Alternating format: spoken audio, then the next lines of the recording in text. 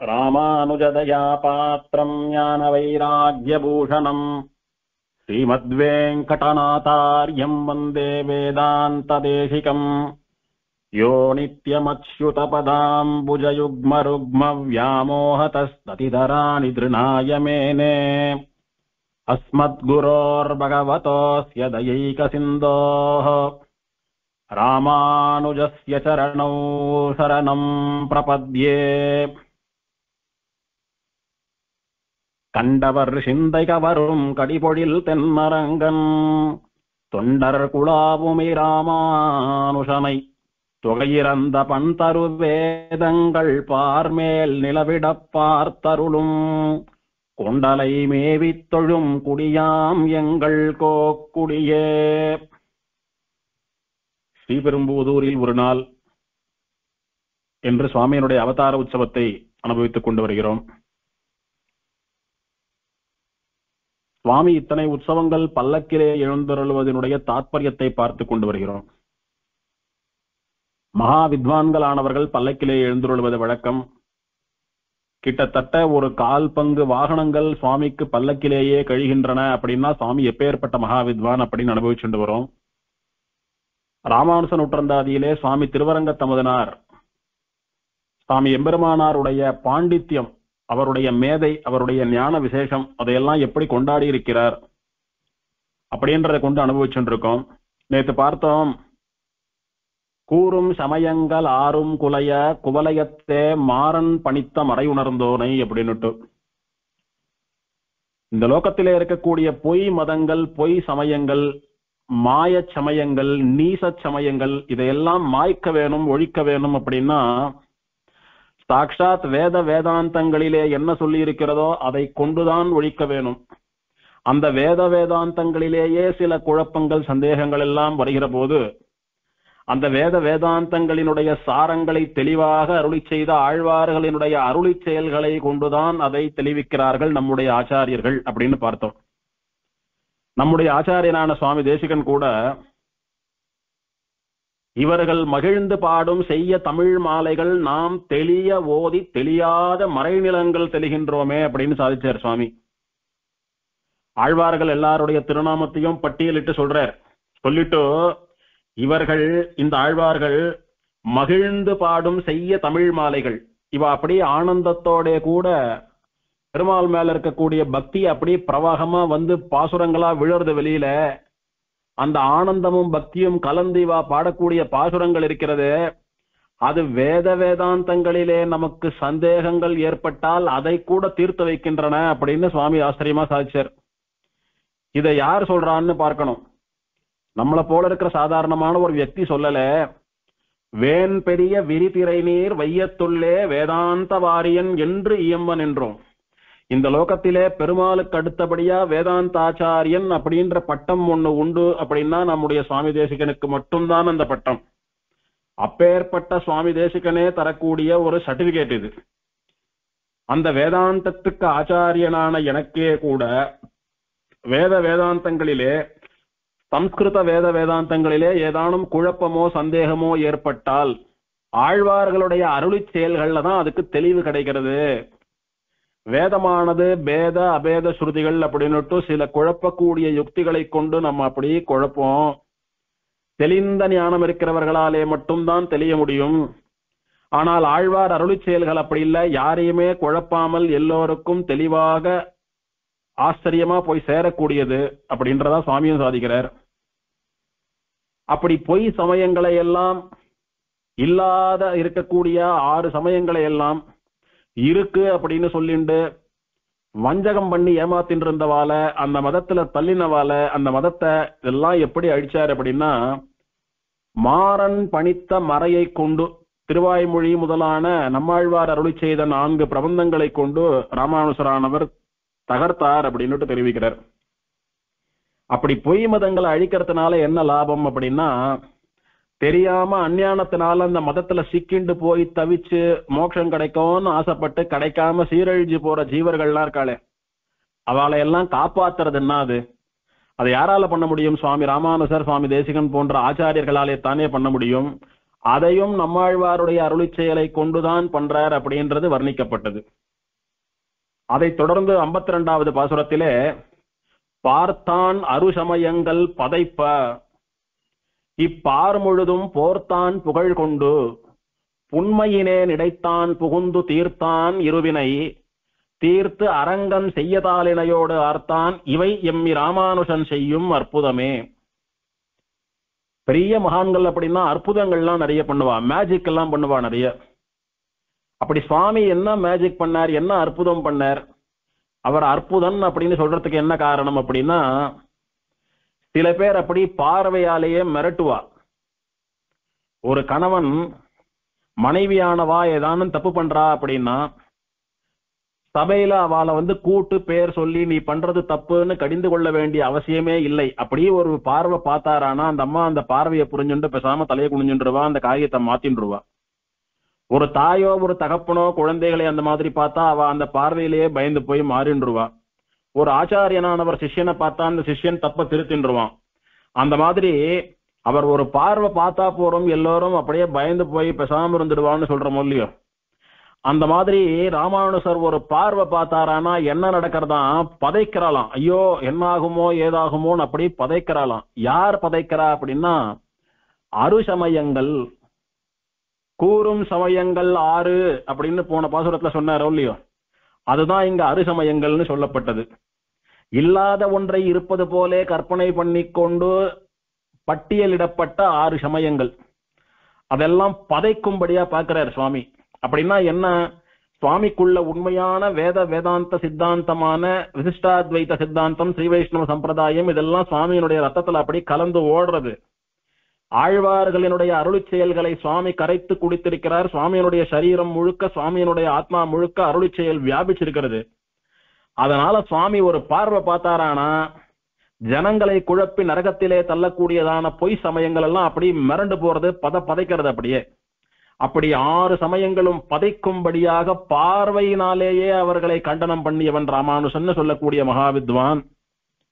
வெறும பார்த்தா போயிடுவாளோ, அவர் பார்வையை பார்த்தா அவளுக்கெல்லாம் ஒரு நடுக்கம் வருமா. இத்தனை கர்வத்தோட இத்தனை தெளிவான பார்வை பார்க்கிறாரே, நம்மளெல்லாம் இவ்வளவு அலட்சியமா பார்க்கிறாரே, இவரெண்டெல்லாம் வாதத்துக்கு போனா நம்ம மதத்தை நாமளே இழுத்து தெருவுல விட்டாப்புல ஆயிடும். அதனால பேசாம வாய மூடிண்டு ஒதுங்கி போறது நமக்கு நல்லதுன்னு அவெல்லாம் பின்வாங்கி போயிடுவாளாம். இது புரியணும்னா ஒரு சின்ன உதாரணம் சொல்றாடியே. சுவாமி ஸ்ரீரங்கத்துல எழுந்தருள் இருந்த காலத்திலே பூர்வாசிரமத்திலே ஒரு வேதாந்தியா இருந்தவர், அவர் ஒரு அத்வைத்தி. அவருக்கு சந்நியாசம் கொடுத்து அருளாள பெருமாள் எம்பெருமானார் என்கிற ஆச்சாரியனாக சுவாமி மாற்றினார் அப்படின்னு சொல்லுவார். அவர் பெரிய வேதாந்தி. அவர் ராமானுசருக்கு நம்முடைய விசிஷ்டாத்வைத சித்தாந்தத்திலே எத்தனை ஞானமோ அத்தனை ஞானம் அத்வைதத்திலே அவருக்கு. அவருக்கும் ராமானுசருக்கும் அத்வைத்தமா விசிஷ்டாத்வைத்தமான்னு ஸ்ரீரங்கத்துல ஒரு பெரிய வாதம் நடக்கிறது, வாத போர் சண்டை நடக்கிறது. தொடர்ந்து 17 நாள் வாதம் நடக்கிறது. 17 நாளும் வாதத்துல அவரே ஜெயிச்சுட்டு வர்றார். ஒரு நாள் சாயங்காலம் வாதம் முடியறச்சையும் அந்த அருளாள பெருமாள் எம்பெருமானார்னு சொல்லக்கூடிய அந்த பழைய அத்வைத்தி அவரே ஜெயிச்சுட்டு வர்றார். 17ஆம் நாள் அன்னைக்கு ராத்திரி சுவாமி ராமானுசருக்கு தூக்கமே இல்ல, மனசெல்லாம் கலங்கி போறது. அவர் திருவாராதனம் பண்ணிட்டு இருந்த பெருமாள், பேரருளாள பெருமாள்னு பேர், தேவ பெருமாளுடைய விக்கிரகத்தை திருவாராதனம் பண்ணிட்டு இருந்தார். ஆத்துல எந்த அளவுக்கு சின்ன மூர்த்தியை வச்சுட்டு ஆராதனம் பண்ணணும்னு சாஸ்திரத்துல சொல்றோம், அந்த அளவுக்கு திட்டமான ஒரு பெருமாள் உபயநாச்சிமாரோடைய கூட இருப்பார். அந்த ராமானுசருடைய திருவாராதன மூர்த்தியான அருளாள பெருமாளை சேவிக்கணும்னா இப்போ ஸ்ரீரங்கத்திலே சுவாமி ராமானுசருடைய சன்னதியிலே சேவிக்கலாம்.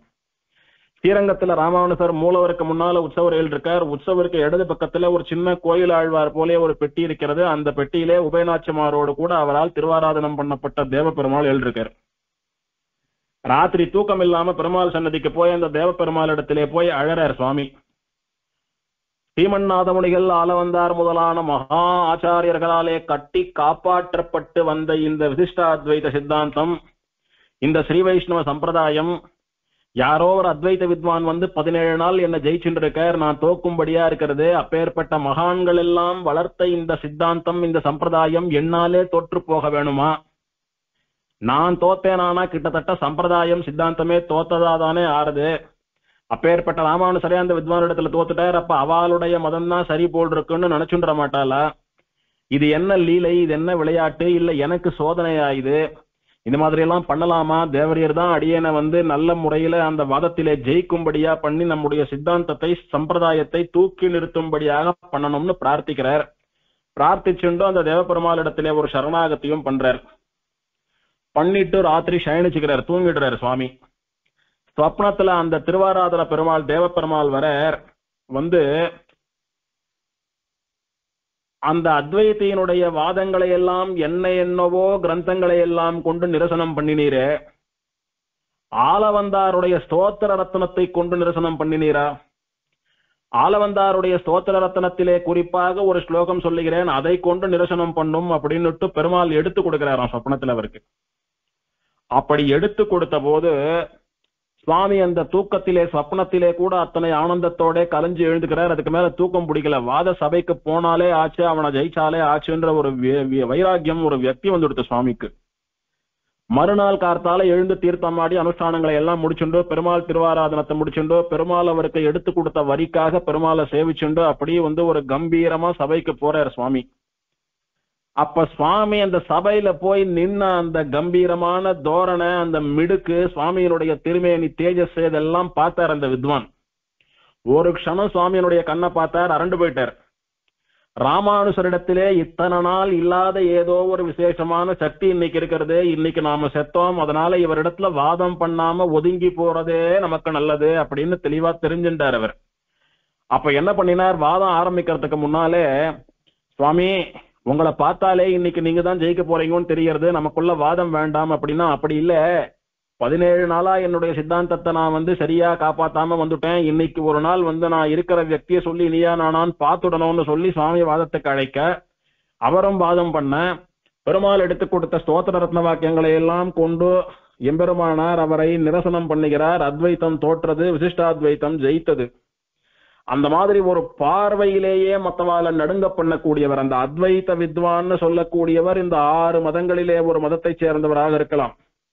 ஆனால் 6 சமயங்களையும் பதைக்கும்படியாக பார்த்தவர்.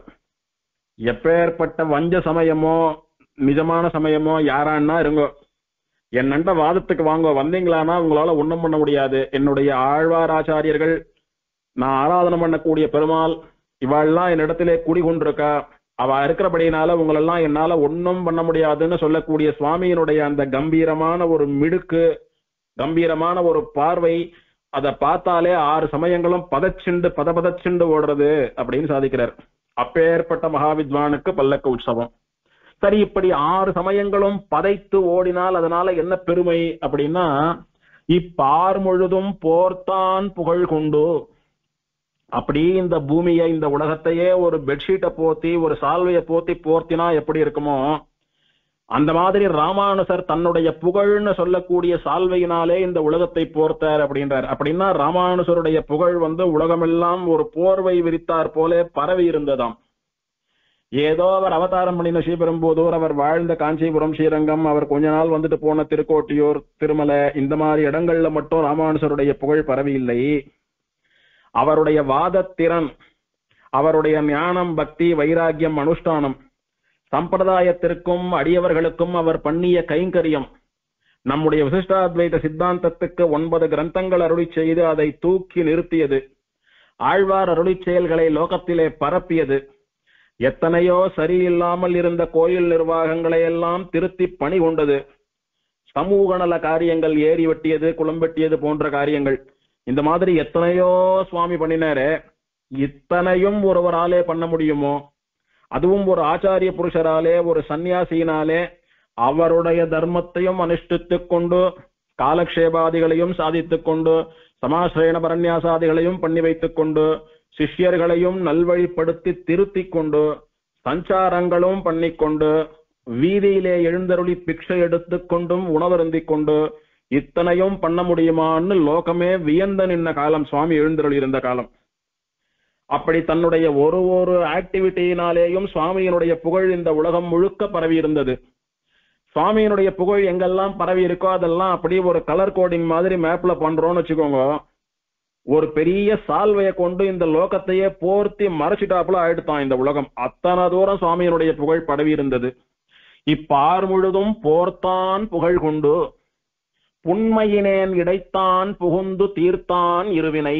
புண்மை அப்படின்னா பாவம், புண்மையினேன் அப்படின்னா பாவியேன், பாவமே பண்ணி கொண்டிருக்கக்கூடிய இவன் அப்படின்னு நம்மள சொல்றார், தன்னை சொல்லிக்கிறார். நம்முடைய சார்பு அமுதனார பேர் பட்டவர் இல்ல, நம்மளுக்காக சொல்றார் அந்த மாதிரி. இப்படி பாவமே பண்ணின மகா நீச்சன் நான் இருக்கிறேனே, என்னுள்ளும் புகுந்து தீர்த்தான். என்ன தீர்த்தான் தெரியுமோ? இருவினை தீர்த்தான். பாவம் புண்ணியம்னு சொல்லக்கூடிய 2 வினைகளையும் தீர்த்தான். எப்படி? என்னுடைய ஆத்மாவை எம்பெருமானுடைய திருவடிகளே சமர்ப்பித்தலாகிற பரநியாசத்தை பண்ணி சரணாகதியை பண்ணி என்னுடைய பாவ புண்ணிய வினைகளாகிற 2 வினைகளையும் தீர்த்தான். தீர்த்து என்ன பண்ணினான்? அரங்கன் செய்ய தாளினையோடு ஆர்த்தான். பாவம் புண்ணியம்னு சொல்லக்கூடிய 2 கர்மாவும் நீங்கி போயிடுத்தானா இந்த ஜீவன் எங்க போய் சேரணும்? பரம சுத்த ஆத்மாவாக ஸ்ரீவைகுண்டத்திலே ஸ்ரீ நாராயணனுடைய திருவடிகளிலே போய் சேர வேணும். ராமானுசர், திருவரங்கத்தமுதனார் இவாள்லாம் ஸ்ரீரங்கத்துல எழுந்தருள் இருந்த காரணம் பற்றி அவளுக்கு பெருமாள் அப்படின்னா ரங்கநாதன், பெரிய பெருமாள், அரங்கன் தான் ஞாபகத்துக்கு வருவார். அதனால பெரும்பாலும் இந்த பிரபந்தத்திலே எங்கெல்லாம் பெருமாள்னு வருமோ அங்கெல்லாம் ரங்கன் அரங்கன் அரங்கன்னு போட்டுடுவா. அப்படி அரங்கன் செய்ய தாளினையோடு ஆர்த்தான். ஸ்ரீரங்க நாயகியோடு சேர்ந்த ஸ்ரீரங்கநாதனுடைய திருவடிகளிலே என்னை சமர்ப்பித்தான். அதாவது என்னுடைய பாவம் புண்ணியம் 2த்தையும் நாசமாக்கி இல்லை பண்ணி சரணாகதியின் மூலமாக பெருமாள் பிராட்டி திருவடிகளிலே என்னை சமர்ப்பித்தான். இவையெல்லாம் என்ன தெரியுமோ? எம் ராமானுஷன் செய்யக்கூடிய அற்புதங்கள். ஒரு வித்வான் அவர் வாதம் பண்றதுக்கு முன்னால அவர் பார்வையிலேயே மற்ற மதங்கள் எல்லாம் பார்த்து நடுங்கிறது. அப்ப கேவலம் ஒரு வித்வான் ஞானம் மட்டும்தானா உண்டு அவருக்கு அப்படின்னா அப்படி இல்ல. வெறும் ஞானம் மட்டுமல்லாமல் எத்தனையோ நல்ல குணங்களினாலே உலகம் முழுக்க அவருடைய புகழ் பரவி இருந்தது. சரி, அவர் பெரியவரா ஒசத்தியா உச்சாணி கொம்பிலே அமர்ந்து கொண்டு புகழ் பரவும்படியா இருந்தார். சரி, அவரால மற்றவாளுக்கு என்ன லாபம் அப்படின்னா, மகா பாவியான எனக்கு கூட என்னுடைய பாவ புண்ணியங்களை எல்லாம் தீர்த்து வைத்து பரநியாசம் பண்ணி வைத்து பெருமாள் திருவடியிலே சமர்ப்பித்து எனக்கு மோட்சம் பெற செய்தார். இதெல்லாம் அற்புதமோ இல்லையோ? இதெல்லாம் ஒரு இடத்துல சேர்ந்து இருக்கிறதுன்றது இந்த உலகத்திலே சாத்தியமோ? இது எங்க ராமானுசரிடத்திலே சாத்தியம். இப்படி ஞானம் என்ன, கருணை என்ன, அனுஷ்டானம் என்ன, இதெல்லாம் சேர்ந்த மகாவித்வானானவர் பல்லக்கிலே பவனி வந்து கொண்டிருக்கிறார் என்று நமக்கெல்லாம் அறிவிக்கும்படியான ஒரு உற்சவம் பல்லக்கு உற்சவம். அற்புதன் செம்மை ராமானுசன் என்னை ஆள வந்த கற்பகம் கற்றவர் காமுருஷீலன். இது முக்கியமான ஒரு பதம். கற்றவர் காமுருஷீலன். காமம் அப்படின்னா ஆசை, விருப்பம் அர்த்தம். கற்றவர் காமுருஷீலன் அப்படின்னா படிச்சவாலே இவரை பார்த்து விருப்பப்படக்கூடிய ஒரு சீலத்தை உடையவர். சீலம் அப்படின்னா ஒழுக்கம். பொதுவா நன்னா வாஸ்தவா நன்ன பெரிய வித்வான்கள் பண்டிதா இருக்கான்னா ஒருத்தருக்கு ஒருத்தரை பிடிக்காது. இவர் சொல்றதை அவர் ஏத்துக்க மாட்டார், அவர் சொல்றதை இவர் ஒத்துக்க மாட்டார். அவருக்கு என்ன தெரியும், என் அளவுக்கு ஒன்றும் தெரியாதுன்னு இவருடைய எண்ணம். இவருக்கு போய் என்ன தெரியும், நமக்கு தெரிஞ்சதெல்லாம் இவருக்கு தெரிஞ்சிடுமோன்னு அவருக்கு எண்ணம். இப்படி லோகத்திலே 100% பண்டிதால் ஒருத்தர் மதிக்க மாட்டா, ஒருத்தர் புரிஞ்சுக்க மாட்டா, ஒருத்தர் விருப்பப்பட மாட்டா, ஒரு இடத்துல இருக்கிறத விரும்ப மாட்டா. அவர் உபன்யாசம் பண்றச்சே இவர் இருக்க மாட்டார். இவர் ஒரு ஃபங்க்ஷன்ல கலந்துக்கிறார் அப்படின்னா அவர் அந்த நேரத்துக்கு அங்க போக மாட்டார், அவர் போனா விட்டு வருவார். இந்த மாதிரி எல்லாம் இருக்கக்கூடிய பண்டிதர்களினுடைய நடுவிலே கற்றோரை கற்றோரே காமுருவர்னு ஒரு பழமொழி. படிச்சவாளை யாருக்கு பிடிக்கும்னா ஒன்னும் தெரியாதவாளுக்கு பிடிக்காதான், நன்னா அவாளாட்டுமே படிச்சவாளுக்கு தான் பிடிக்குமா. கற்றாரை கற்றாரே காமுருவர். மகாவித்வான்களாக இருக்கக்கூடியவர்களை மகாவித்வான்களுக்கே பிடிக்கும் அப்படின்னு சொல்றா. அப்படி இருக்கக்கூடிய மகாவித்வான்கள் ஒரு 10% தான். அந்த 10% மகாவித்வான்கள் காமுரு சீலன். இவர் பேசுறத கேட்டுண்டே இருக்கணும்னு ஆசைப்படுவாளாம். இவர் எழுதின கிரந்தங்களை எடுத்தாலானா மூடி வைக்க மாட்டாலாம், மனசு வராதான். அப்படி இவருடைய ஞானத்தை எப்போதும் கூட அனுபவித்துக் கொண்டே இருக்க வேணும்னு சொல்லும்படியான ஒரு சீலத்தை உடையவர், ஒரு ஞானத்தை உடையவர் அப்படின்றதுதான் இங்க சுவாமியினுடைய விசேஷம். இத நம்முடைய சுவாமி தேசிகன் ஆச்சரியமா தன்னுடைய கிரந்தத்துல சாதிக்கிறார். என்னுடைய இளமை காலம் முழுக்க ராமானுசருடைய ஸ்ரீபாஷ்யம் முதலான கிரந்தங்கள் என்று சொல்லக்கூடிய இளம் பெண்ணை அனுபவிப்பதிலேயே கழிந்து விட்டது. அவாவா இளமை காலத்திலே என்ன பண்றா, கல்யாணம் கார்த்தின்னு அவாவா வாழ்க்கை நன்னா வாழ்ந்துட்டு இருக்கா. ஆனா சுவாமி தேசிகன் எப்படி இளமை காலத்தை கழித்தாராம்? அவர் ஒரு இளம் பெண்ணோடே இளமை காலத்தை கழிக்கிறார். யார் அந்த இளம் பெண் தெரியுமா? ராமானுசருடைய ஸ்ரீபாஷ்யம் முதலான கிரந்தங்கள்னு சொல்லக்கூடிய இளம் பெண்ணா. அப்படின்னா ராமானுசருடைய கிரந்தங்களை சேவித்து சேவித்து சேவித்து சேவித்தே அவருடைய இளமை காலம் முழுக்க போயிடுத்து. சுவாமி தலையை நரைச்சு போயிடுத்து. அப்படி தலை நரைக்கும் வயசு வர வரைக்கும் சுவாமி ஸ்ரீபாஷ்யம் முதலான கிரந்தங்களையே அனுபவித்துக் கொண்டிருந்தார். சுவாமி தேசிகன் சாதாரண பண்டிதனா, ராமானுசர் எப்பேற்பட்ட மகாவித்வானோ அது போலத்தானே சுவாமி தேசிகனும். ஆனால் ஒரு மகாவித்வானான சுவாமி தேசிகனே இன்னொரு மகாவித்வானான ராமானுஜருடைய கிரந்தங்களை தலை வெளுக்கும் அளவுக்கு வாசித்து அனுபவிக்கிறார். அப்படின்னா கற்றவர் காமுரு சீலன், கற்றாரை கற்றாரே காமுருவர் அப்படின்றதுக்கெல்லாம் இது ஒரு நிதர்சனமான உதாரணம், பிராக்டிக்கல் எக்ஸாம்பிள். ஒரு விஷயம் சுவாமி சாதிக்க மாட்டாரா? ஒரு கிரந்தம் சுவாமியினுடையது வாசிக்க மாட்டோமா அப்படின்னு மற்ற வித்வான்கள் எல்லாம் ஏங்கி தவிக்க கூடியதான ஒரு ஒழுக்கத்தை உடையவர் சுவாமி. ராமானுசரை பத்தி சொல்றச்ச அவிஸ்திருதாக சுகம்பீராக ராமானுஜ முனேர்கிரகா அப்படின்னு சொல்லுவா. ராமானுஜருடைய எழுத்து நடை, எழுதக்கூடிய சைலி எப்படி இருக்கும்னா அவிஸ்திருதாக, விஸ்தாரமா பெருசா வளவலன்னு இல்லாம திட்டமா இருக்குமா. சரி சுருக்கமா இருக்கே, ஒன்னும் தெளிவா புரியாது, கிளாரிட்டி இருக்காதுன்னு நினைச்சுக்காதங்க. கம்பீராக, நல்ல கம்பீரமா இருக்கும். பாக்கிறதுக்கு சின்னதா இருக்கும், மூர்த்தி சரிதானாலும் கீர்த்தி பெரிதுன்ற மாதிரி எழுதக்கூடிய வார்த்தைகள், எழுதக்கூடிய விஷயம் சின்னதா இருக்கும். ஆனா அது உள்ள இருக்கக்கூடிய அர்த்தங்கள் நல்ல கம்பீரமா இருக்கும். அவிஸ்திருதாக சுகம்பீராக. எது? ராமானுஜ முனேர்கிரகா, ராமானுஜ முனியினுடைய எழுத்துக்கள் அப்படின்னுட்டு ராமானுசருடைய கிரந்தங்களை வர்ணிக்கிறார் சிவப்பிரகாசிகாச்சாரியர், ஸ்ரீபாஷ்யத்துக்கு வியாக்கியானம் பண்ணின ஆச்சாரியர். அப்பேற்பட்ட வசந்த ஆச்சாரியர் ராமானுஜர். அவருடைய கிரந்தங்கள் எல்லாம் இப்ப நம்ம ஐஎஸ் கோட்ல எல்லாம் ரிப்பீட்டட் வேர்ட்ஸ் எல்லாம் இருக்கக்கூடாது. ஒரு ரெண்டு எழுத்து இசு வாசு கூட ஒரு அர்த்தம் உண்டு.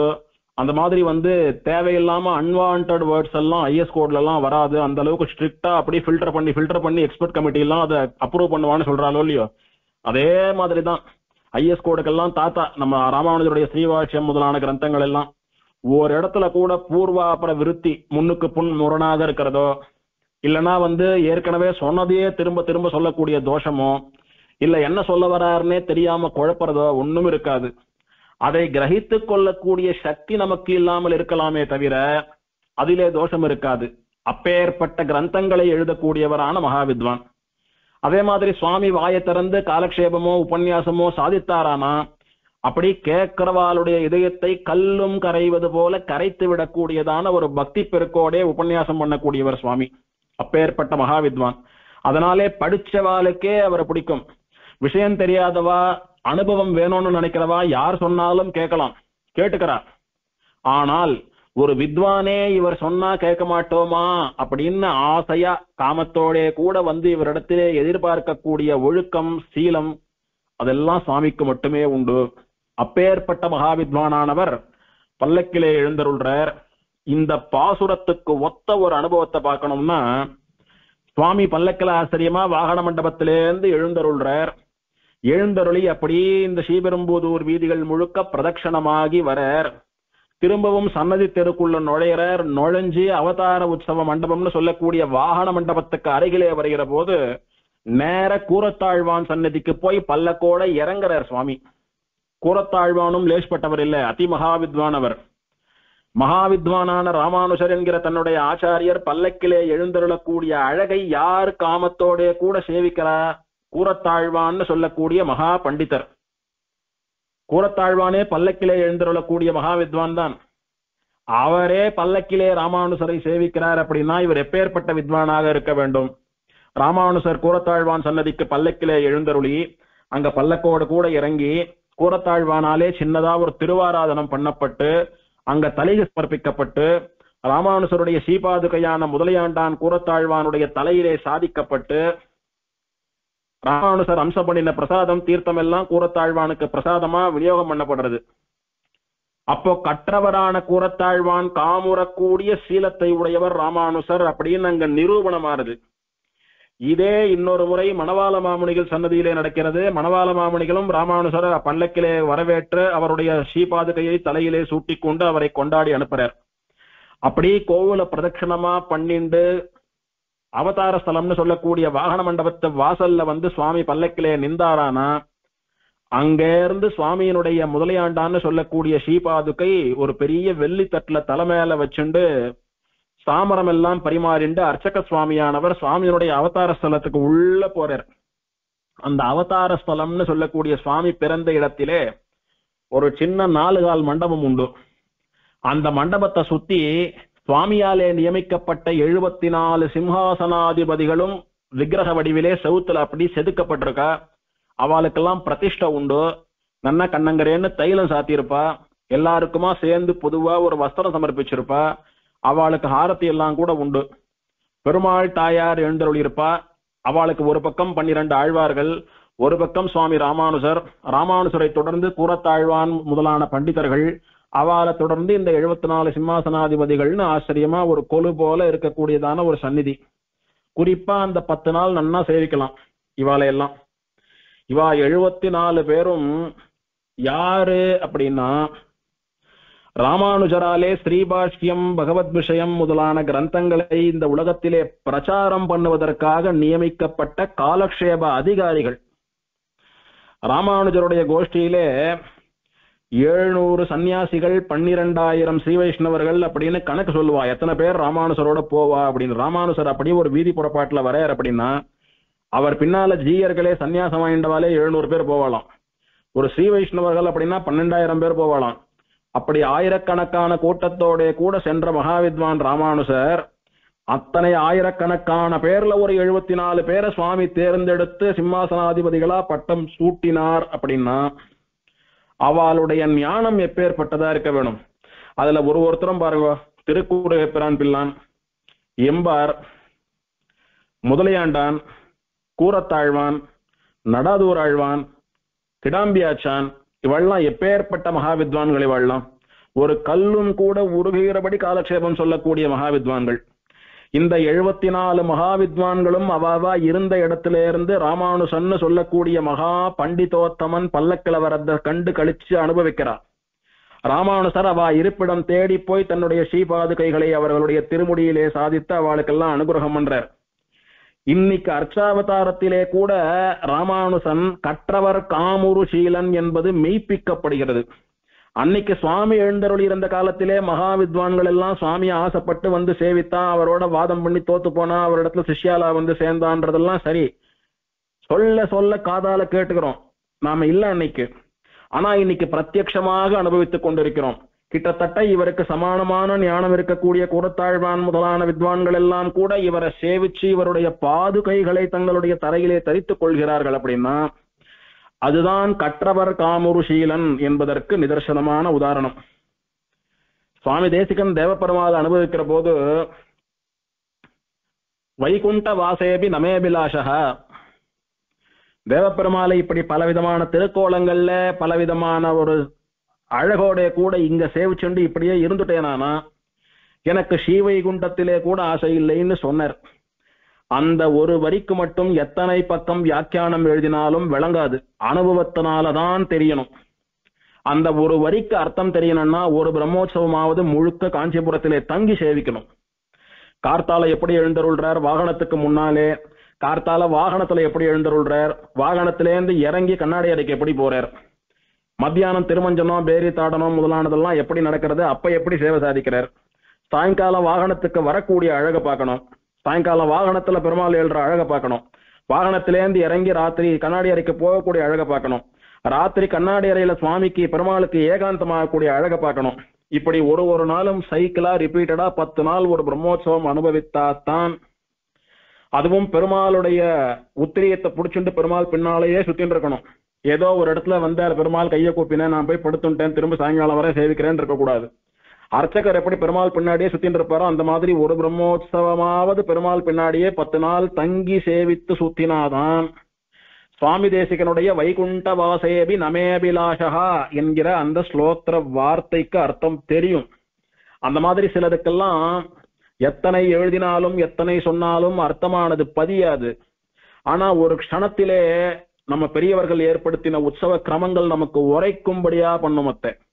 அந்த மாதிரி கற்றவர் காமுருஷீலன்னு சொல்லக்கூடியது இந்த மகா வித்வான்களான ஆச்சாரியர்களுக்கு சுவாமி ஷடாரி சாதித்து அவர்களுக்கு சேவை சாதிக்கிறத பார்த்தா நமக்கு என்னைக்கும் மறக்காது.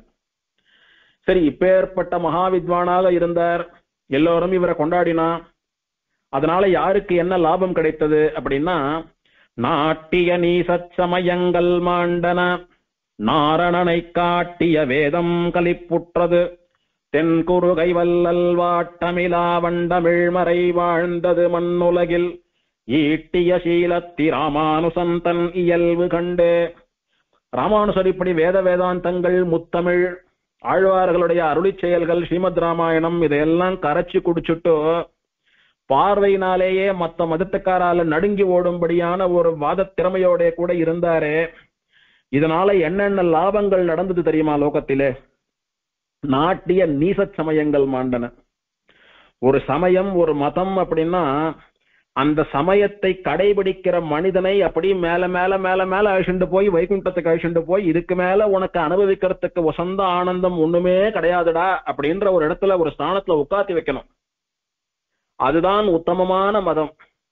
அதனாலதான் வைகுண்டத்துக்கு ஊர்துவலோகம்னு பெயர். ஊர்துவலோகம் அப்படின்னா மேல் நோக்கி சொல்லுகிற லோகம். அதுக்கு மேல ஒரு லோகம் கிடையாது, எல்லாத்துக்கும் மேல அதுதான் இருக்கு. அப்படி ஊர்துவலோகமான வைகுண்டத்துக்கு அழைத்து போகிறதுனாலதான் திருமண்காப்புக்கு ஊர்துவ குன்றம்னு பெயர். அந்த ஊர்துவலோகத்துக்கு எந்த மதம், எந்த சமயம் அழைச்சுட்டு போறதோ அதுதான் நல்ல சமயம், உத்தமமான சமயம். அதை தவிர இருக்கிற இடத்துலயே நம்மள திரும்பவும் திரும்பவும் பிறந்து பிறந்து சாவுன்னு வச்சுட்டு இருக்கிற ஒரு சமயமோ, இல்ல நம்மள கீழ் நோக்கி அழைச்சிட்டு போகக்கூடிய சமயமோ, அல்லது ஏதோ ஒரு லோகத்திலே கொண்டு போய் நம்மளை தள்ளி கொஞ்ச காலம் அங்க ஆனந்தமா இருந்துட்டோ திரும்ப பிரளய காலத்திலே எல்லாரோட சேர்ந்து துபார்னு தூக்கிண்டு வந்து இங்கு வீசக்கூடிய ஒரு சமயமோ, இதெல்லாம் வஞ்ச சமயங்கள், நீசச் சமயங்கள்.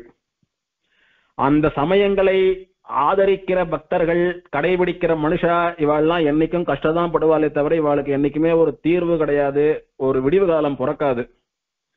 அப்பேற்பட்ட நீசச்சமங்களை எல்லாம் ஒழிக்கணும். முதல்ல ஒழிஞ்சாதான் ஞானம் இல்லாம அஞ்ஞானத்தினாலே போய் அதுல உழக்கூடிய அப்பாவி ஜனங்கள்லாம் காப்பாற்றப்படுவா. அதுக்கு அந்த ஜனங்களை திருத்தறதுக்கு பதிலா ஒட்டுமொத்தமா அந்த சமயங்களையே அழிச்சுடணுமோ இல்லையோ. அதனால நாட்டிய நீச சமயங்கள் மாண்டன. யார் யாரோ பிரதிஷ்டை பண்ணின இந்த நீசமான சமயங்களை எல்லாம் மாய்த்தார் தன்னுடைய வாதங்களினாலே.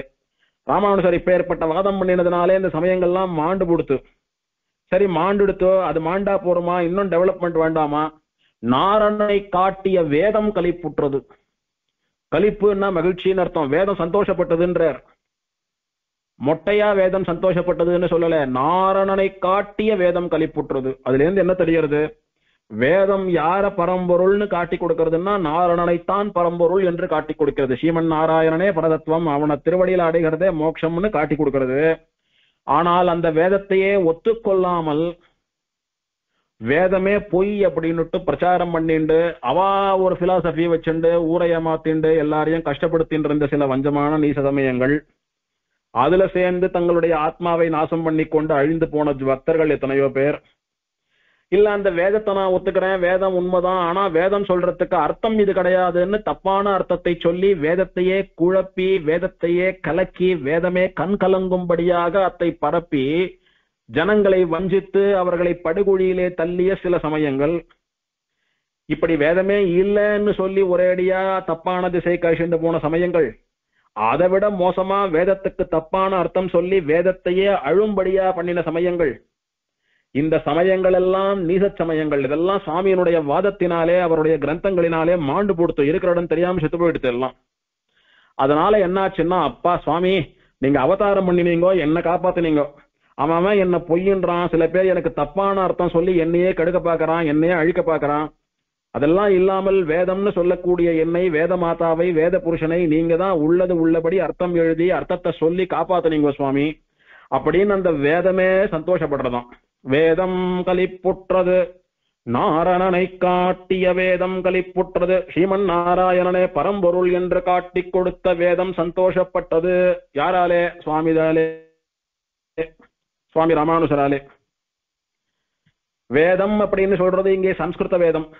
நாமெல்லாம் உபய வேதாந்திகளாச்சே, சம்ஸ்கிருத வேதம் சொல்லி எடுத்துனா இன்னொரு வேதம் தமிழ் வேதம் சொல்ல வேண்டாமா? அடுத்த வரியில சொல்றார், தென் குரு கைவல்லல் வாட்டமிலா வண்டமிழ் மறை வாழ்ந்தது, தென்குறுகை, தெற்கு திசையிலே இருக்கக்கூடிய, தமிழகத்தினுடைய தெற்கு திசையிலே இருக்கக்கூடிய திருக்குறுகூர்னு சொல்லக்கூடிய ஆழ்வார் திருநகரி வள்ளல் எல்லோருக்கும் தன்னுடைய அருளி செயல்களை வாரி வழங்கி எல்லோரும் மோட்சம் போவதற்கு தகுதியாக பண்ணிய வள்ளல் சுவாமி நம்மாழ்வார். அவருடைய வாட்டமிலா வன்தமிழ்மறை, வாட்டம் இல்லாததான வள்ளல் தமிழ் மறைகள் எல்லாம் வாழ்ந்துதான். இங்க ஒண்ணு நன்னா ரசம் அனுபவிக்கணும். வேதத்தை சொல்றச்ச வெறுமன் ஆரணை காட்டிய வேதம் கலிப்புற்றதுன்னு வெறும வேதம்னு சொல்லிட்டார். இங்கே வன் தமிழ்மறை அப்படின்னு சொன்னாலே வள்ளல் தன்மையுடைய தமிழ்மறை. தன்னிடத்துல என்ன உண்டோ அது எல்லாத்தையும் எல்லாருக்கும் கொடுக்கும். இந்த திருவாய்மொழியில நம்மாழ்வார் பக்தியை சொல்லியிருக்காரா? திருவாய்மொழி பாடுறவாளுக்கும் பக்தி வருது. ஆழ்வாருக்கு ஞானம் உண்டா? பாடுறவாளுக்கும் ஞானம் உண்டு. ஆழ்வார் சரணாகதி பண்ணினாரா? அந்த பாசுரம் சொல்ல சொல்ல இவாளும் சரணாகதி பண்ணுவா ஒரு நாள்.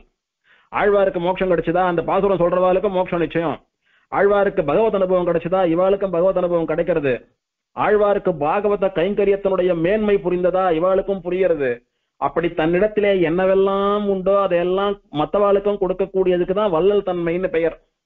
அந்த வள்ளல் தன்மைக்கு வன்மை வா 3 சுழியின் மை போட்டா வள்ளல் தன்மைன்னு அர்த்தம். அந்த வள்ளல் தன்மையை அடைமொழியாக்கி வன் தமிழ் மறை வாழ்ந்ததுன்னு தமிழ் மொழியிலே இருக்கக்கூடிய வள்ளல் தன்மையோட கூடிய நம்மாழ்வாருடைய வேதங்கள் வாழ்ந்ததுன்னு சொன்னாலே போராதோ, வாட்டமிலா வன் தமிழ் மறை வாழ்ந்தது அப்படின்னு இன்னும் விசேஷமா சொல்றார். வேதம் கலிப்புற்றதுன்னா என்ன அர்த்தம்? வேதம் சந்தோஷப்பட்டது. யார் சந்தோஷப்படுவா? ஏற்கனவே துக்கப்பட்டு இருக்கிறவா, அழுதுன்னு இருக்கிறவா சந்தோஷப்படுவா. ஐயோ ஒருத்தன் என்னடான்னா நம்மள இல்லைன்றான், இன்னொருத்தன் என்னடான்னா நமக்கு தப்பான அர்த்தம் சொல்லி நம்மளை சேவிக்கிறவால நம்மளை ஃபாலோ பண்றவாளையெல்லாம் இப்படி கலக்கி நம்மளையும் கெடுக்கிறானேன்னு வேதம் துக்கப்பட்டு இருந்தது. இத்தனால ராமானுசர், கூரத்தாழ்வான் முதலான ஆச்சாரியர்கள் எல்லாம் அவதாரம் பண்ணி வேதத்துக்கு சரியான அர்த்தம் சொல்லி இந்த உலகத்திலே வேத மார்க்கத்தை பிரதிஷ்டாபனம் பண்ணின பிறகு வேதம் கலிப்புற்றது, மகிழ்ச்சி அடைந்தது. அந்த கஷ்டம், அந்த கவலை ஒரு நாளும் தமிழ் மறைன்னு சொல்லக்கூடிய ஆழ்வார் அருளி செயலுக்கு கிடையாது. அதை தெரிவிக்க வேண்டும் என்பதற்காக வாட்டமிலா வன் தமிழ் மறை வாழ்ந்தது. வாட்டமிலா அப்படின்னா வாட்டம் இல்லாத, வாட்டம் அப்படின்னா வாடி போறது, சுருங்கி போறது, மனசு வெறுத்து போறது, வருத்தப்படுறது. அது கிடையாது ஆழ்வாருடைய பிரபந்தத்துக்கு. ஏன்னா வேத மந்திரங்களுக்கு, வேத வாக்கியங்களுக்கு இப்படியும் அர்த்தம் சொல்லலாம், அப்படியும் அர்த்தம் சொல்லலாம், அப்படியும் அர்த்தம் சொல்லலாம் அப்படின்னு ஒருத்தர் ஒரு மாதிரி சொல்லிதானே வேதத்தை கஷ்டப்படுத்தினீங்கோ, வேத சம்பிரதாயத்தையே குலைத்தீர்கள். ஆனா எங்க ஆழ்வார் இம்ப்ளைடு மீனிங்கோ இன்டைரக்ட் மீனிங்கோ எதுவுமே இல்லாம இந்த பாசுரத்துக்கு எப்படி வேணாலும் அர்த்தம் சொல்லலாம்ன்றதெல்லாம் இல்லாம டிரான்ஸ்பரண்டா எல்லாருக்கும் புரியுற மாதிரி ஸ்ட்ரைட் மீனிங், ஓபன் மீனிங், ஒரே மீனிங்கோட தான் பாசுரம் பாடினார். அத்த நீங்க எத்தனை முயன்று பார்த்தாலும் கலக்குவதற்கோ குழப்புவதற்கோ வாட்டப்படுத்துவதற்கோ வழி இல்லை. அதனால உங்களுடைய விளையாட்டெல்லாம் அங்க செல்லாது. அதனால யார் நமக்கு தப்பான அர்த்தம் சொல்லி நம்மளை கலக்கிடுவாளோன்ற வாட்டமே கிடையாது தமிழ் மறைக்கு. அப்படி இல்லாமல் ஏற்றமாக இருக்கக்கூடியதுனாலே வாட்டமிலாவன் தமிழ் மறை அப்படின்னு தெரிவிக்கிறார். அந்த வாட்டமிலாவன் தமிழ் மறை வாழ்ந்தது மண்ணுலகில். ஆழ்வார் அவதாரம் பண்ணினார், அருளி செயல்களை எல்லாம் உபதேசம் பண்ணினார், மதுரகவி ஆழ்வார் லோகத்திலே பரப்பினார், பின்னும் ஒரு காலம் நாதமுனிகள் லோகத்திலே பரப்பினார், ராமானுசர் அதை லோகத்தில் பலவிதமாக பரப்பி இன்னைக்கு அருளி செயல் பல இடங்களிலும் ஒலித்துக் கொண்டிருக்கிறதுன்னா அதுக்கு ராமானுசர் தான் காரணம். பின்னாலே சுவாமி தேசிகன் முதலான ஆச்சாரியர்கள் இன்னும் நன்னா தெளிவாத பரப்பினா அப்படின்றதெல்லாம் சம்பிரதாயம். அப்படி ராமானுசர் பண்ணின கைங்கரியத்தினாலேதான் நம்மாழ்வாரினுடைய வாட்டமே இல்லாத வள்ளல் தன்மையுடன் கூடிய தமிழ்மறை இந்த மண்ணுலகத்திலே வாழ்ந்தது. தமிழ்மறைக்கு அனாதி காலமா இருக்கக்கூடிய சம்ஸ்கிருத வேதங்களுக்கு சமானமான ஒரு ஏற்றம் அப்படின்னா யாராலே? சுவாமி ராமானுசராலே. ஏன்னா 4 வேதங்களையும் கரைத்து குடித்தவர், அதனுடைய பெருமையும் தெரியும். 4000 அருளி செயல்களையும் கரைத்து கொடுத்தவர், அதனுடைய பெருமையும் தெரியும். வேதம் குழப்பறதுன்றதும் தெரியும், அதை அருளி செயல் தெளிவுபடுத்துறதுன்றதும் தெரியும். அப்படி இருக்கக்கூடிய மகாவித்வான்களாலே தான் அருளி செயலினுடைய ஏற்றத்தை உலகிலே புரிய வைத்து அதை மேலும் மேலும் வளரச் செய்ய முடியும், வாழச் செய்ய முடியும். அதனாலே சுவாமி அதை வாழ வைத்தார். ஆகையினாலே வாட்டமிலா வன்தமிழ் மறை வாழ்ந்தது மண்ணுலகில். ஈட்டிய சீலத்து ராமானுசந்தன் இயல்பு கண்டே. சுவாமியினுடைய இயல்பை பார்த்து பொய் சமயங்கள்லாம் செத்து போயிடுத்து, வேதம் சந்தோஷப்பட்டது, ஆழ்வாருடைய அருளி செயல்கள் எல்லாம் வாழ்ந்து போயின, வாழ்ச்சி பெற்றன அப்படின்னு கொண்டாடுறார். அப்பேற்பட்ட மகாவித்வானுக்கு பல்லக்கு உற்சவம். சரி, இதனால எல்லாம் பெரிய லாபம் ஒண்ணு இருக்கணுமே. என்ன லாபம்? ஜனங்கள் எல்லாம் வேதத்தை புரிஞ்சுண்டா, ஆனா சரியா புரிஞ்சுக்கல. நாரணனை காட்டிய வேதம்னு சொன்னாரோ இல்லையோ. அப்ப நாரணன் பரம்பொருள் அப்படின்னா மத்தவாள்லாம் அவனுக்கு கீழே அடிமைப்பட்டவான்றத புரிஞ்சுக்கணும். அதை புரிஞ்சுக்கல நிறைய பேர். வேற மாதிரி மாத்தி புரிஞ்சுண்டா. எப்படி புரிஞ்சுண்டா? பேதையர், அறிவில்லாதவர்கள், அஞ்ஞானிகள், அறிவிலிகள் வேத பொருள் இது என்று உண்ணி இதுதான் வேதத்தினுடைய அர்த்தம்னு தப்பா நினைச்சுண்டா. எப்படி தெரியுமோ? பிரமம் நன்றென்று ஓதி, பிரம்மம் அப்படின்னு ஒண்ணு இருக்கு, ஈஸ்வரன் ஒருத்தர் இருக்கான், பெருமாள்னு ஒருத்தர் இருக்கான்னு அதையும் ஒத்துண்டா. மற்ற எல்லா உயிரும் அகுதென்று உயிர்கள் மெய்விட்டு ஆதிப்பரனோடு ஒன்றாம் என்று சொல்லும் அல்லலெல்லாம் வாதில் வென்றான். இதுதான் வேதத்தினுடைய அர்த்தம். என்ன தெரியுமா? தெய்வம்னு ஒண்ணு இருக்கு. அந்த தெய்வமும் மத்த எல்லாரும் ஒண்ணுதான். தெய்வத்துக்கும் மற்றவாளுக்கும் ஒரு வித்தியாசமும் இல்லை. நம்ம பார்த்துட்டு இருக்கிற இந்த ஜட பொருள்களோ இல்ல நாமளோ அந்த ஈஸ்வரனோ எல்லாரும் ஒண்ணுதான். யாருக்கும் எந்த பேதமும் கிடையாது. அவனேதான் இப்படி எல்லாம் இருக்கான் அப்படின்னு சொல்லி எல்லாரையும் குழப்பான். எல்லாரும் சமம் அப்படின்னா தெய்வம் அப்படின்றதுக்கு என்ன மதிப்பு? நாம ஏன் தெய்வம்னு ஒண்ணு நாடணும், அதுகிட்ட போகணும்னு ஆசைப்படணும்ன்ற அளவுக்கு கூட யோசிக்காமல் இருக்கக்கூடிய மதங்கள். அந்த அல்லல், அந்த துன்பத்தை எல்லாம் கூட தன்னுடைய வாதங்களின் மூலமாக வென்றான். யார் தெரியுமோ? எம் ராமானுசன் மெய்மதி கடலே. உண்மையான மெய்ஞானம் இருக்கக்கூடிய கடல் ராமானுசருடைய கடல். ராமானுசருடைய ஞானம் எப்பேற்பட்டதுன்னா கடல் போல விரிந்திருக்கக்கூடிய ஆழ்ந்திருக்கக்கூடிய ஞானம். இந்த ஞானத்தினாலே இப்பேற்பட்ட வேதத்துக்கு தப்பான அர்த்தங்கள் சொல்லக்கூடிய மதங்களை எல்லாம் கூட வென்றார். அதுதான் அவர் அடைந்த பலன், லாபம். கடலளவாய திசை எட்டினுள்ளும் களியிருளே மிடை தரு காலத்து ராமானுஷன் மிக்க நான்மறையின் சுடரொளியால் அவ்விருளை துறந்திலனேல் உயிரை உடையவன் ஆரணன் என்று அறிவார் இல்லை உற்றுணர்ந்தே. இந்த மாதிரி வேதங்களுக்கும் சாஸ்திரங்களுக்கும் தப்பான அர்த்தம் சொன்னதுனால உண்மையான அறிவு லோகத்துல இல்லாம போயிடுத்து. இப்போ அறிவு இல்லாமல் அஞ்ஞானம்னு சொல்லக்கூடிய இருட்டு லோகம் முழுக்க சூழ்ந்துட்டு இருக்கிறது. யாருக்கும் கண்ணே தெரியல. எது ஞானம், எது நல்லது, எது சரி, எது தப்புன்னு தெரியல யாருக்கும்.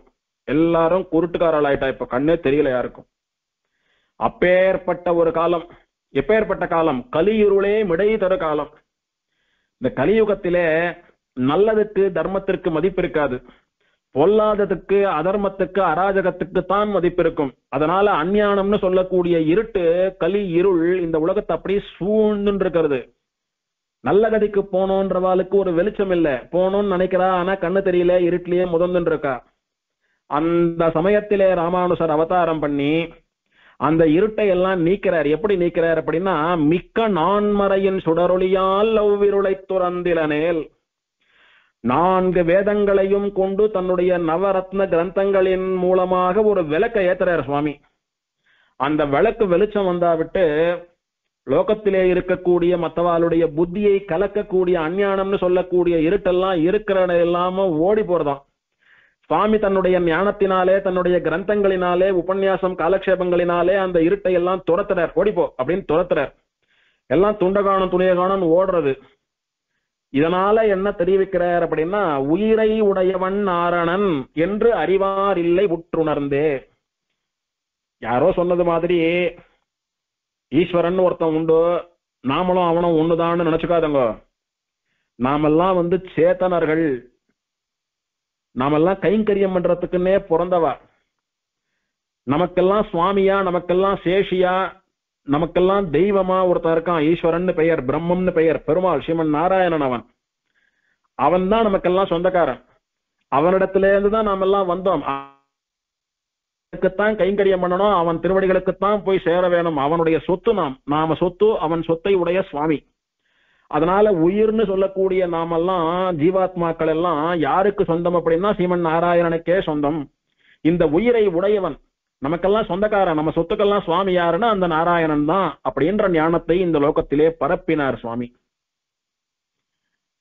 அப்படி அவர் பரப்பினா விட்டுதான் நிறைய பேர் ஸ்ரீ வைஷ்ணவ சம்பிரதாயத்திற்கு இதுதான் கடைபிடிப்பதற்கு எளிய சம்பிரதாயம், நம்மை மோட்ச மார்க்கத்திற்கு அழைத்து செல்லக்கூடிய வசந்த சம்பிரதாயம்னு பல பேர் சமாசிரயண பரநியாசங்கள் எல்லாம் பண்ணிக்கொண்டு ஸ்ரீ வைஷ்ணவாலா வாழ்ந்து ராமானுசர் காலத்துக்கு முன்னாலே வைகுண்டத்துக்கு போனவாளை விட ராமானுசர் காலத்திலே அவர் காலத்துக்கு பிறகு சிவைகுண்டத்துக்கு போன பாகவதாளுடைய எண்ணிக்கை கூட்டம் கூட்டம் கூட்டம் கூட்டமா போச்சான் வைகுண்டத்துக்கு. அதெல்லாம் யாராலேன்னா சுவாமியினுடைய பிரபாவத்தினாலே. அப்பேற்பட்ட மகா வித்வானானவருக்கு பல்லக்கு உற்சவம் அப்படின்னு இந்த ராமானுசருடைய ஏற்றத்தை, அவர் பல்லக்கிலே எழுந்துள்ளக்கூடியதான மேன்மையை அப்படி மணிக்கணக்கிலே அனுபவித்துக் கொண்டே போகலாம். அப்பேற்பட்ட சுவாமி ரொம்ப ஆச்சரியமா அந்த பல்லக்கில எழுந்துள்ளக்கூடிய அந்த வைகரி, சுவாமி எழுந்துள்ளக்கூடிய விதம், அத சுவாமி வாழ்ந்த காலத்திலே கூட யாரும் அனுபவிச்சிருக்க மாட்டார். ஏன் அப்படி சொல்றேன்னா, சுவாமி ஒரு சன்னியாசியானபடியினாலே சுவாமி வாழ்ந்த காலத்திலே இடுப்பிலே ஒரு காஷாயம், கையில ஒரு கக்கத்துல ஒரு உத்திரிய துண்டு வச்சுட்டு இருப்பார், திருமார்பிலே பூனல் இருக்கும், 12 திருமண் காப்பு, காதுல கடுக்கன் சாத்தின்னு இருப்பார், தலையில சிகை இருக்கும், கையில திருதண்டம் வச்சுட்டு இருப்பார், மிஞ்சி போனா விரல்ல தர்பபோத்திரம் சாத்தின்னு இருப்பார் சுவாமி. அவ்வளவுதான், வேற ஒண்ணும் கிடையாது சுவாமின்ற. இதுதான் சுவாமியினுடைய ஸ்வரூபம். அன்னைக்கு அவரை பல்லக்கில எழுந்தருள பண்ற நாள்களே ரொம்ப குறைவு. அப்படியே எழுந்தருள பண்ணியிருந்தாலும் இதே சன்னியாசியா, கொட்டாங்குச்சி சன்னியாசியா தான் சுவாமி பல்லக்கில பவனி வருவார்.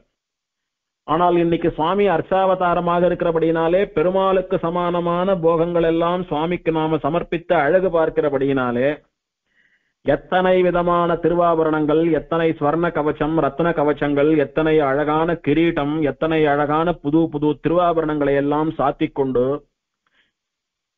வைகுண்டத்துக்கு போன ஜீவனுக்கும் பெருமாளுக்கும் எந்த வித்தியாசமும் இல்லை. ஸ்ரீவைகுண்டத்திலே ஜீவன் பகவானுக்கு சமானமான எல்லாவற்றையும் அனுபவிக்கிறான்னு சொல்றது இது உண்மைதான் போல் இருக்குன்னு சாமியை பார்த்தாலே தெரிஞ்சுக்கலாம். பெருமாளுக்கு பார்த்து பார்த்து பண்ணக்கூடிய அத்தனை அலங்காரம், சாத்துப்படி, திருவாபரணங்கள், வஸ்திரம் எல்லாம் உண்டு சுவாமிக்கு. இது எல்லாத்தோடு கூட ஆச்சரியமா சுவாமி திட்டமான ஒரு மாலையை சாத்திண்டு எழுந்துள்ளக்கூடிய அழகு இருக்கு பாருங்க. மற்ற வாகனங்கள்ல மாலை சாத்திக்கிறதுக்கும் பல்லக்கில மாலை சாத்திக்கிறதுக்கும் ஒரு வித்தியாசம் உண்டு. மற்ற வாகனங்கள்ல மாலை சின்னதாவும் பெருசாவும் மாறி மாறி வரும். உபயகாரா எப்படி வாங்கி தராளோ அந்த மாலையை அப்படி சாத்திடுவா. அது சில உபயகாரா மாலை சின்னதா இருக்கும், சிலது பெருசா இருக்கும், சிலது ரொம்ப பெருசா இருக்கும். ஆனா பல்லக்கில சுவாமி எழுந்தருள்றார் அப்படின்னா உபயகாரா எத்தனை பணம் கொடுத்தாலும் சரி, இல்ல பணமே தரலன்னாலும் சரி, திட்டமான ஒரு சைஸ் மாலை தான் சுவாமிக்கு சமர்ப்பிப்பா பல்லக்கில. அது எப்படி இருக்கும்னா, சுவாமி வாழ்ந்த காலத்திலே பெருமாளுடைய மாலையை அவர் கழுத்துக்கு மரியாதையா அணிவிச்சிருந்தாலானா அது எப்படி கனகச்சிதமா சுவாமியினுடைய திருமேனிக்கு அப்படி பொருந்தி இருக்குமோ, ஃபிட் ஆகுமோ, அந்த மாதிரியான ஒரு அனுபவம். இப்ப நாம எல்லாம் மனுஷா, நம்மளை போல மனுஷ சரீரத்திலே அவதாரம் பண்ணவர் தான் சுவாமி.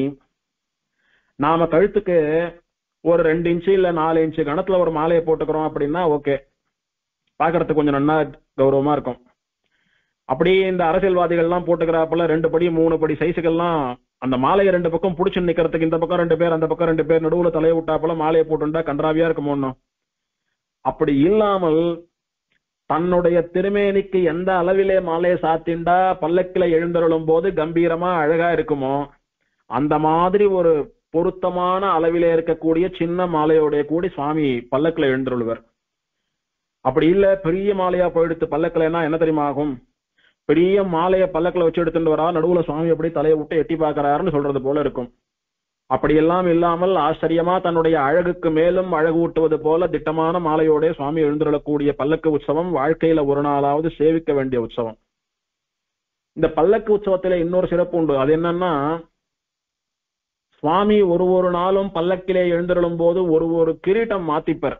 ஒரு நாள் முத்து கொண்டு இருக்கும், ஒரு நாள் வெங்கடாத்ரி கொண்டு இருக்கும், ஒரு நாள் பாண்டியன் கொண்ட சாத்திப்பர், ஒரு நாள் முத்து திருவபிஷேகம் சாத்திப்பர், ஒரு நாள் ஒரு மாதிரி அப்படி சட்டியை போல வளைந்திருக்கக்கூடியதான ஒரு கிரீடம் சாத்திப்பர். இப்படி ஒரு நாள் ஒரு திருக்கோலத்திலே சுவாமி எழுந்தருள்றதுன்றது பார்க்கறதுக்கு ஒரு ஆச்சரியமா இருக்கும். சுவாமியினுடைய பல்லக்கிலே ஆச்சரியமா 4 பக்கம் 4 அன்னப்பறவைகள், ஹம்சங்கள் இருக்கும். ஹம்சம்னா ஒரு ஹம்ச விக்கிரகமே இருக்கும். நிஜமான ஒரு அன்னப்பறவை சுவாமியினுடைய பல்லக்கில 4 மூலையில 4 உட்கார்ந்து இருக்கும்னு சொல்லும்படியா இருக்கும். அன்னப்பறவையானது பாலையும் தீர்த்தத்தையும் சேர்த்து வச்சா தீர்த்தத்தை ஒதுக்கிட்டு சத்தான பாலை மட்டும் பிரித்தெடுக்கக்கூடிய சக்தி உடையது. அதனால அந்த அன்னப்பறவைகளை ஆச்சாரியர்களுக்கு சமானமா சொல்லுவா. ஆச்சாரியால் அன்னப்பறவையை போல நம்மை குழப்பக்கூடிய விஷயங்களை எல்லாம் தண்ணியை போல ஒதுக்கி தள்ளிட்டு சாரமான பால் போல இருக்கிற விஷயங்களை எல்லாம் தனியா பிரிச்சு எடுத்து சிஷ்யாளுக்கு புகட்டக்கூடிய தாய் போன்றவர்கள் அப்படின்னுட்டு ஆச்சாரியர்களை எல்லாம் ஹம்சங்கள், பரமஹம்சங்கள் அப்படின்னு சொல்லுவா. பெருமாளையும் ராஜஹம்சம்னு சொல்றது உண்டு. அப்படி 4 பக்கம் அம்சம் இருக்கு, நடுவுல இந்த ராஜஹம்சம் இருக்கு. அந்த அம்சங்களுக்கெல்லாம் ராஜாவா இருக்குன்னா என்ன அர்த்தம்? எத்தனை புத்தியை கலக்கக்கூடிய சாஸ்திரங்கள் கிரந்தங்கள் இருந்தாலும் சரி, இந்த அம்சப்பறவைகளுக்கு நடுவே இருக்கக்கூடிய ராஜஹம்சமான இந்த பரமஹம்ச பரிவிராஜகாச்சாரியரான சுவாமி ராமானுசர் தண்ணியையும் பாலையும் பிரித்தெடுப்பது போல இந்த அம்சங்களாட்டமே தேவையில்லாத சுரத்தில்லாத விஷயங்களை எல்லாம் பிரிச்சு ஒதுக்கி தள்ளிட்டோ சாரமான பாலை மட்டும் சாப்பிடுவது போல சாரமான வேத வேதாந்த விஷயங்களை மட்டுமே தான் கிரகித்து தன்னுடைய சிஷ்யர்களுக்கும் புகட்டுவார் என்று அறிவிப்பது போல அமைந்திருக்கக்கூடியதான பல்லக்கு. இப்படி தங்களுடைய குழந்தையானது பெரிய மகாவித்வானா பல்லக்கில வளா வருவதை பார்க்கறதுக்காக திருவேங்கடம், காஞ்சிபுரம், ஸ்ரீரங்கம், திருநாராயணபுரம் இந்த திவ்யதேசத்தை எம்பெருமான்கள், பிராட்டிமார்கள், ஆழ்வார் திருநகரி நம்மாழ்வார், கலியன், குமுதவள்ளி நாச்சியார், இந்த மாதிரி ஆழ்வார் ஆச்சாரியர்கள் எல்லாம் ராமானுசருடைய பல்லக்குள்ளேயே செதுக்கப்பட்டிருக்கா. அவெல்லாம் ராமானுசர் பல்லக்கில எழுந்தருள்வதையும் அவரை பல்லக்கில வரக்கூடிய அழகை ஜனங்கள் பார்த்து ரசிக்கிறதுக்காக கையில உபச்சாரத்தை வைத்துக் கொண்டு அவருக்கு ஹாரதி கொடுத்து நின்று இருக்கிறதையும், வரவா போறவாலாம் அவரை வீழ்ந்து சேவித்து அவருடைய பாதுகைகளை தலையிலே சூட்டிக் கொள்ளக்கூடியதையும் பார்த்து ரசிப்பதற்காக இந்த 4 பெருமாளும் ஆழ்வார் ஆச்சாரியர்களும் ராமானுஜருடைய பல்லக்கிலேயே இருக்கா. அன்னைக்கு ஒரு நாள் மதுரையிலே வல்லபதேவ பாண்டியனுடைய அரசவையிலே போய் பரதத்துவ நிர்ணயம் பண்ணினார் பெரியாழ்வார். ஸ்ரீமன் நாராயணனே பரதத்துவம்னு நிர்ணயம் பண்ணி அந்த பொற்கிழியையும் அறுத்துட்டார்.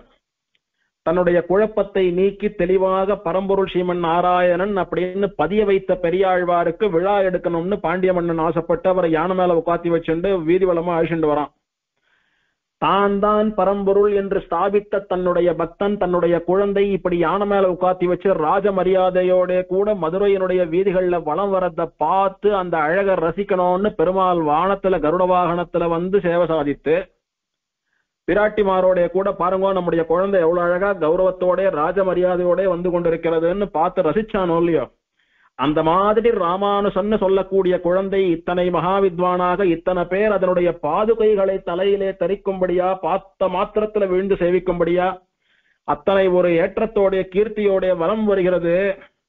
அதை பார்த்து ஆனந்தப்பட வேண்டாமான்னுட்டு இந்த 4 திவ்யதேசத்து எம்பெருமான்கள், பிராட்டிகள் என்ன, ஆழ்வார் ஆச்சாரியர்கள் என்ன, இவெல்லாம் ராமானுசருடைய பல்லக்க சுத்தி உள்ளேயே இருக்கா. ஒரு முறை சுவாமி பல்லக்கிலேருந்து இறங்கினா விட்டு அந்த பல்லக்கு போய் கிட்ட நின்று சேவிக்கணும். பல்லக்கு எப்படி இருக்கு, உள்ள என்ன இருக்குன்னு எல்லாம் சேவித்தா இந்த அனுபவங்கள் எல்லாம் புரியும். அப்படி ஆச்சரியமா சுவாமிக்கு பல்லக்கு உற்சவம். பல்லக்கு விட்டா இன்னும் பெரும்பாலும் நடக்கக்கூடிய உற்சவம் மங்களகிரின்னு சொல்லக்கூடிய உற்சவம். மங்களகிரி அப்படின்னு சொல்லக்கூடியது என்னன்னா, சாதாரணமா பெருமாள தாயார ஆழ்வாரெல்லாம் தோல் ஏல பண்ணக்கூடிய கேடயம் அப்படின்னு சொல்லக்கூடியதான தோளுக்கினியான். சம்பிரதாய பரிபாஷையிலே தோளுக்கினியான்னு சொல்றோம். தோளுக்கு இனியான். பொதுவா தோல்ல ஏதான வெயிட்ட வச்சுட்டோம்னா அது கஷ்டமா இருக்கும். ஐயோ வெயிட்டா இருக்கிறதே எப்படா இறக்க போறோம்னு இருக்கும். ஆனா வெயிட்டாவே இருந்தாலும் பெருமாளை தூக்கி தோல்ல வச்சுட்டோமானா இனிக்கும். பெருமாளை சுமந்துட்டு இருக்கேன் அப்படின்னு இனிக்குமே தவிர எப்படா இறக்க போறோம்னு வராது. இது புரியறதுக்காக சாதாரணமா லௌகிகமான ஒரு பழமொழி சொல்ற அடியேன். குழந்தையை தூக்கினால் கை வலிக்கிறது, ஆனால் இறக்கினால் இதயம் வலிக்கிறதுன்னு ஒரு கவிஞன் எழுதினான். அது எத்தனை நிதர்சனமோ அந்த மாதிரி பெருமாளே ஏல பண்ணாதவா கூட பெருமாளை தோல் ஏல பண்ணிட்டா அந்த க்ஷணத்துக்கு இவ்வளவு வெயிட்டா இருக்கேன்றது போல தோணும். ஆனா பெருமாளை மத்தவா பார்த்து ரசிச்சு சேவிக்கிறதையும் பெருமாளுடைய வாசனையை நாம முகர ஆரம்பிக்கிறதையும் உணர்ந்தா விட்டு தோல்ல நிஜமான பலு இருந்தா கூட பெருமாளை தோல்ல இருந்து இறக்கிறதுக்கே மனசு வராது. அதனால தோளுக்கு வலுவானவன், தோளுக்கு கடிமையானவன் பெயர் வைக்காம தோளுக்கு இனிமையானவன் அப்படின்னுட்டு தோளுக்கு இனியான் அப்படின்னு சம்பிரதாயத்துல பெயர் அதற்கு. அது போக லௌகீகமா கேடயம் அப்படின்னு சொல்லுவா, சில ஊர்ல பட்டறைன்னு சொல்லுவா, சில ஊர்ல திருச்சின்னு சொல்லுவா. அது பொதுவா ஒரு பீடம் போல இருக்கும். அதுக்கு நடுவுல பெருமாளை எழுந்தருளை பண்ணி 4 பக்கம் சங்கிலி போல இருக்கும், 4 பக்கம் ஒரு வளையம் போல இருக்கும். அதுல 2 தடியை புகுத்தி கட்டி பெருமாளை தோல்ல ஏல பண்ணிட்டு வருவா. சில இடங்கள்ல பெருமாளுக்கு மேல ஒரு பிரபயம் இருக்கும், அதுக்குதான் தோலுக்கினியான்னு பேர். அதே கொஞ்சம் பெரிய சைஸ்ல எக்ஸ்ட்ரா லார்ஜ் சைஸ்ல இருந்தா என்னவோ அதுதான் மங்களகிரின்னு சொல்லக்கூடியது. இந்த மங்களகிரின்னு சொல்லக்கூடியது பெரிய தோலுக்கினியான். எவ்வளவு பெருசுன்னா ஒரு 2 அடி ஒசரத்துக்கு இருக்கக்கூடியது, ஒரு 4x4 ஸ்கொயர், 4 அடிக்கு 4 அடி ஸ்கொயர் சைஸும் 2 அடி ஒசரமும் இருக்கக்கூடிய ஒரு பெரிய கியூபாய்டு போன்ற ஒரு ஸ்ட்ரக்சர் அது. அது பாக்குறதுக்கு சுத்தி கொல்லுப்படிகள் மாதிரி சின்ன சின்னதா வித்தியாசங்களோட படிகள் போல இருக்கும். அதுக்கு மேலதான் ராமானுசர் எழுந்தருள போறார். அப்படின்றதுனால அவருடைய திருவடிகளுக்கு கீழே அவருடைய சிஷ்யாலான 74 சிம்மாசனாதிபதிகளை சின்ன சின்னதா செதுக்கி இருப்பா. அந்த மங்களகிரிக்கு மேல தங்க தகடு அடிச்சிருப்பா. அதனால அந்த 74 சிம்மாசனாதிபதிகளும் அப்படி பொம்மையாட்டமா ராமானுசருடைய திருவடிகளுக்கு கீழே நின்றுண்டு அவருடைய ஸ்ரீபாதங்களை தங்களுடைய தலையிலே சுமக்கக்கூடிய அந்த காட்சியை பார்க்கலாம். அதுக்கு மங்களகிரின்னு பெயர். அந்த பீடத்துக்கு மேல பெருமாளுக்கு வர்றது போல பெரிய பிரபை வரும். அதுக்கு நடுவுல சுவாமி ராமானுசரை எழுந்தருளை பண்ணி சுத்தி நிறைய புஷ்பங்கள் எல்லாம் சாத்தி, வாகனத்துல சாத்துறதை விட இன்னும் கனமான பெரிய மாலையை சாத்தி, அந்த 2 பக்கம் மாலைக்கு அழகா 2 கிளி உட்கார்ந்து இருக்கிற மாதிரி இல்ல மயில் உட்கார்ந்து இருக்கிற மாதிரி அலங்காரம் எல்லாம் பண்ணி, பின் சேவையில ஒரு நாள் மயில், ஒரு நாள் மீன், ஒரு நாள் தாமரை புஷ்பம், அந்த மாதிரி அழகா ஒரு புஷ்பத்தினாலான ஒரு அலங்காரங்களை எல்லாம் பண்ணி பெரிய பட்டு சால்வை எல்லாம் போத்திண்டு சுவாமியானவர் அப்படி வருவர். அதுக்கு மங்களகிரி உற்சவம்னு பெயர். இந்த மங்களகிரி உற்சவமும் கிட்டத்தட்ட ஒரு 6-7 நாள், பல்லக்குக்கு சமானமா நீ சமானமா நான் சமானமான்னு ரெண்டும் போட்டி போட்டுக்கிறது போல 6-7 நாள் ராத்திரியில மங்களகிரி உற்சவம் நடக்கிறது. காலில் ஃபேமஸா நடக்கிற உற்சவம், ரிப்பீட்டடா நடக்கிற உற்சவம் பல்லக்கு உற்சவம். ராத்திரியில ரிப்பீட்டடா நடக்கிற உற்சவம் மங்களகிரி உற்சவம். 10ஆம் நாள் சாத்துமறை அன்னைக்கு சுவாமி விசேஷமா கிட்டத்தட்ட 10 மணி நேரத்துக்கும் மேலாக இந்த மங்களகிரியில தான் வலம் வர ஸ்ரீபெரும்புதூர். பொதுவா ஆழ்வார் ஆச்சாரியர்கள் யாரா இருந்தாலும் அவளுடைய அவதார உற்சவத்தன்னைக்கு சாத்துமறை புறப்பாடு வருதுன்றது இந்த மங்களகிரியில தான் வருவா. எந்த திவ்ய தேசத்திலும் இல்லாத அளவுக்கு ஸ்ரீபெரும்புதூரிலே பெரிய மங்களகிரி சுவாமிக்கு பெரிய மாலை. ஸ்ரீபெரும்புதூர்ல சுவாமி சாத்துமறை அன்னைக்கு சாத்திக்கிற மாலை எந்த திவ்ய தேசத்து பெருமாள்களோ ஆழ்வாராச்சாரியர்களோ இதுவரைக்கும் அதுல பாதி கூட சாத்தின்னு இருக்க மாட்டான், அத்தனை பெரிய மாலை. அதனால யாரும் வருத்தப்பட வேண்டாம், அவ்வளவு பெரிய வெயிட்ட சுவாமி மேல சாத்துறாளான்னுட்டு. சுவாமிக்கு அலங்காரமா பிரபையில சாத்திருப்பா, சுவாமியினுடைய திருமேனியில படாது. பார்த்தா சுவாமி சாத்தின்னு இருக்கிறாப்புல தெரியும், ஆனா ஒரு 10 கிராம் வெயிட் கூட அந்த மாலையில இருந்து சுவாமி பேர்ல போகாது. அதனால விசாரப்பட வேண்டாம் யாரும். அப்படி ஆச்சரியமா சுவாமி எழுந்தருளக்கூடியதற்கு மங்களகிரின்னு பெயர். அந்த மங்களகிரியில சுவாமி எழுந்தருள்றத பார்த்தா ஒரு ஆச்சாரியனை எப்படியெல்லாம் நாம அனுபவிக்கலாம், எவ்வளவு உசரத்துல அவளை எழுந்தருளை பண்ணி உலகத்தை சேவிக்கும்படியா தோல்ல தூக்கிண்டு வரலாம் அப்படின்றத நமக்கு கத்துக் கொடுக்கக்கூடியது. திருவல்லிக்கேணியில பார்த்தசார பெருமாளுடைய பிரம்மோற்சவம் முதல் நாள் கார்த்தால தர்மாதி பீட்டம்னு ஒரு வாகனம், பெரும்பாலும் சென்னைக்காரெல்லாம் சேவிச்சிருப்பாங்க. தர்மாதி பீட்டம்னு ஒரு வாகனம், கிட்டத்தட்ட அதே வாகனத்துக்கு தான் மங்களகிரின்னு பெயர் ஸ்ரீபெரும்புதூர்ல. அதே மாதிரி இருக்கும், புரிஞ்சுக்கிறதுக்காக சொல்றேன் அடியன். ராமானுஜர் மங்களகிரி புறப்பாடு அப்படின்னு யூடியூப்ல போட்டு பார்த்தா நன்னா பளிச்சுன்னு அதை சேவிக்கலாம். அப்படி பல நாள் சுவாமி மங்களகிரியில எழுந்தருளக்கூடியது ஒரு விதத்திலே அடியவர்களுக்கு ஆறுதல். எப்படின்னா, நிறைய வயசானவா, கொஞ்சம் நடக்க முடியாதவா, ஆரோக்கிய பிரச்சனை இருக்கிறவா எல்லாம் ஸ்ரீபெரும்புதூர்ல சாத்துமறை அன்னைக்கு வரமாட்டா. ஏன் வரமாட்டான்னா கூட்டம் அத்தனை இருக்கும், 10,000 கணக்குல ஜனங்கள் இருப்பா. அந்த கூட்டத்துல இடிபடாம கால் மெதிப்படாம போறதுன்றதெல்லாம் ரொம்ப கஷ்டம். இந்த மூச்சு விட முடியாதவா, பிரஷர் இருக்கிறவா, ஹார்ட் ப்ராப்ளம் இருக்கிறவாளுக்கெல்லாம் ரொம்ப சிரமமா இருக்கும். அவெல்லாம் 10ஆம் நாள் சுவாமி மங்களகிரியில எழுந்தருளக்கூடிய அழகை என்னால சேவிக்க முடியலையேன்னு வருத்தப்படக்கூடாதுன்றதுக்காக முதல் நாள்ல இருந்தே கிட்டத்தட்ட 10 நாள்ல 5 நாள் 6 நாள் ராத்திரியில மங்களகிரி உண்டு. அதனால 10ஆம் நாள் போய் சுவாமியை சாத்துமறை அன்னைக்கு அவ்வளோ கூட்டத்துல சேவிச்சாதான் மங்களகிரியில சேவிக்க முடியும் அப்படின்ற கஷ்டம் இல்லை. இந்த 10 நாள்ல இந்த 6 நாள் என்னைக்கு யாருக்கு பிராப்தமாறதோ சேவிக்கலாம். சொல்ல போனா முதல் நாள் கார்த்தால தங்க பல்லக்கு, ராத்திரி மங்களகிரி. அன்னைக்கு வந்தாலே கார்த்தால பல்லக்குல எழுந்தருள்ற அழகையும் சேவிச்சுடலாம். அடுத்த 6 நாளைக்கு பல்லக்குல தான் வரப்போறார். ராத்திரி மங்களகிரியில சேவிச்சுட்டோமானா சாத்துமறை வரைக்கும் 6 நாள் எழுந்தருள போற அந்த மங்களகிரி உற்சவத்தினுடைய அழகையும் சேவிச்சுடலாம். ஆனால் இந்த 5-6 நாள் மங்களகிரியில எழுந்தருள்றாரு பாருங்க, அதுல ஒரு வித்தியாசம் உண்டு. என்ன வித்தியாசம் அப்படின்னா, மாலையினுடைய அளவு தான் வித்தியாசம். ஸ்ரீபெரும்புதூர்ல ஒரு வழக்கம் என்னன்னா, வாகனத்துல எழுந்தருள்ற சுவாமிக்கு உபயகாரா எந்த அளவுல மாலை வாங்கி தராலோ அதை அப்படியே சாத்திடுவா. இந்த மங்களகிரியில சில பேர் பல்லக்குல சாத்திக்கிற மாதிரி சுவாமியினுடைய திருமேனிக்கு தகுந்தாப்புல சின்ன மாலையா வாங்கி சமர்ப்பிச்சாலானா அந்த சின்ன மாலையோட கூட எழுந்துருவார். அதுல பாக்குறச்ச பெரிய வாகனமா இருந்தாலும் சுவாமி ரொம்ப சிம்பிளா ரொம்ப ஹம்பிளா டிவைனா வரார் அப்படின்னு சேவிக்கிறதுக்கு அனுபவிக்கிற மாதிரி எளிமையா இருப்பார் அன்னைக்கு. அதுவே கொஞ்சம் மீடியமான மாலை வாங்கி கொடுத்தாரானா இந்த வாகனத்துக்கு தகுந்த மாலை சைஸ் சாத்திட்டு வராரு சுவாமி, இது ஒரு கம்பீரமா மிடுக்கா இருக்குன்னு சேவிக்கும்படியா இருக்கும். சாத்துமறை அன்னைக்கு சேவிச்சோமானா இது என்ன வாகனத்தை விட மாலை வெயிட்டா இருக்கும் போல் இருக்கேன்னு பிரமிக்கும்படியா ஆச்சரியப்படும்படியான பெரிய மாலைக்கு நடுவுல சுவாமி கம்பீரமா எழுந்தருளி இருக்கக்கூடிய காட்சி, அது ஒரு அலாதியான ஒரு ஆனந்தத்தை தரக்கூடிய காட்சி. இப்படி மாலையினுடைய அளவு அதனாலே மாறக்கூடிய சுவாமியினுடைய அழகு இதுல தான் வித்தியாசமே தவிர எல்லா நாளும் மங்களகிரி உற்சவம்னு சொல்லக்கூடியது ஒரு மாதிரி தான் இருக்கும். 2ஆம் நாள் கார்த்தால பல்லக்கு, ராத்திரி யாலி வாகனம். யாலின்னு சொல்லக்கூடியது சிங்கத்தை போலே முகம் கொண்டது, ஆனால் யானையை போலே தந்தம் இருக்கும் அதற்கு, யானையை போலே தும்பிக்கை இருக்கும் அதற்கு.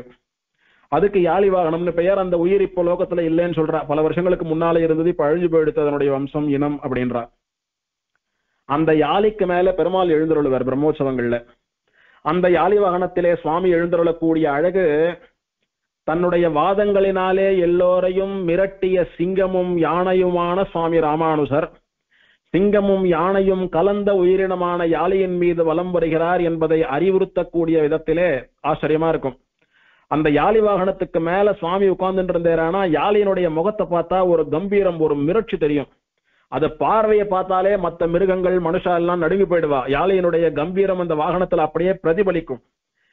வாகனத்திலேயே இந்த யாலியினுடைய கண்ணும் முகமும் பார்த்தா மிரண்டு போறோமே, நேர்ல பார்த்தா கதி கலங்கி ஹார்ட்டே நின்று போயிடும் போல் இருக்கேன்னு தோணும்.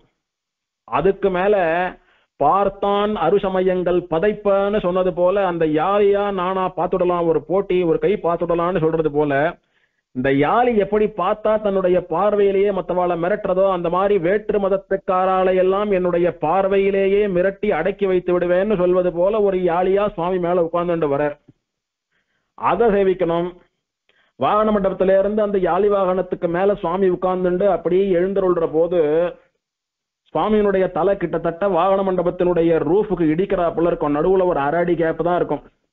அவ்வளோ உசரத்துல சுவாமி அப்படி வாகனத்துக்கு மேல எழுந்தருளி கருட வாகனம் அப்படி கோவில்ல இருந்து கிளம்புறச்ச அப்படி கீழே இருந்து மேல் நோக்கி பறந்து வர்றது போல வர்றது பாருங்க கோபுர தரிசனம்னுட்டோ.